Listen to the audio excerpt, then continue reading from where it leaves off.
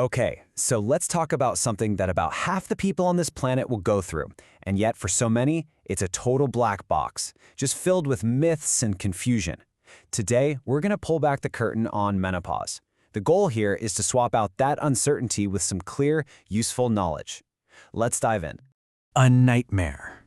I mean, wow, that's not my word. That is literally how participants in a 2021 study described their experience with menopause. So you have to ask, how on earth does a universal, biological process get a reputation like that? And that's really the big question, isn't it? Why do so many people feel completely blindsided by something so universal? Well, the research points a finger at a pretty clear culprit. These huge social and educational barriers that just stop good information from getting to the people who need it. And get this number is just wild. In that same study, over 90% of postmenopausal participants said they were never taught a single thing about menopause in school. Let that sink in for a second. 90%. That massive gap in basic knowledge is what sets the stage for all the confusion and stress down the road. So the very first step to flipping that script is to change how we even think about it. You know, menopause isn't some light switch that just suddenly flips off. It's a journey, a gradual transition that has its own distinct phases. So if you look at this timeline, you can see how that journey actually plays out. It all kicks off with perimenopause, which then leads up to the moment of menopause itself, which, fun fact, is technically just a single day that marks one full year since a person's last period. Then you move into postmenopause. The main takeaway here is that this whole thing happens over years, not just overnight. That first stage, perimenopause, this is the one that so often catches people completely by surprise. The research shows that its symptoms can be super confusing. Why? Because they can look a lot like other health issues, or even make them worse, which makes it incredibly hard to connect the dots and figure out what's really going on. And that leads us to a really, really important idea, what I like to call the symptom iceberg.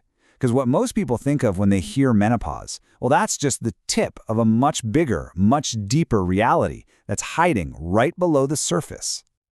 Come on, when you hear the word menopause, this is probably the first thing that pops into your head, right? Hot flashes. They're definitely the most famous symptom, no doubt. But they are nowhere near the whole story. The reality is just so much bigger than the myth. We have this tendency to shrink it all down to just, periods stopping and feeling hot sometimes. But what the data shows, crystal clear, is that it can also be this enormous range of physical and mental symptoms that can seriously impact a person's quality of life. Just take a look at the sheer scope of this. We're talking about things like anxiety, insomnia that just won't quit, heart palpitations, dizziness. And then there's stuff you would probably never in a million years connect to menopause, like a frozen shoulder or changes in body odor. These are all the symptoms hidden below the waterline of that iceberg. And this is why being uninformed can feel so completely disorienting. Okay, so hearing all of that might feel a little overwhelming. I get it. But how do you actually navigate this change? The answer that keeps coming up in all the research is actually pretty simple, but it is incredibly powerful. Preparation. Let's go back to that word from the beginning. Nightmare. The study suggests that feeling often doesn't come from the symptoms themselves. It comes from the shock of feeling them, with zero context, zero understanding of what's happening to your own body. The lack of preparation, that's the real problem. So the good news is there's a really clear path forward. It starts with what we're doing right now, just understanding the stages. From there, you learn to recognize that whole range of possible symptoms. And then finally, you use that knowledge to go out and find the support and the tools that work for you. And this really gets to the core of it all. Making that shift from nightmare to navigation, it all comes down to one thing, really, having the right map. And let's be super clear here. Information isn't a magic wand. It doesn't make the symptoms just disappear. But what it does do is completely change your relationship with them. It gives you the power to be proactive instead of reactive, to manage instead of just having to endure. It changes the entire journey. And that's the transformation. Right there. We started this whole explainer with the word nightmare, but we can end it with a much more powerful one, navigable.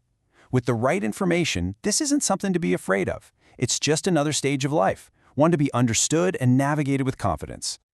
And that's really what this all boils down to. Remember at the beginning we talked about those social and educational barriers that create all this silence and confusion? Well, the question I want to leave you with is this. Now that you know, how can you be a part of breaking down those barriers? How can you start the conversation?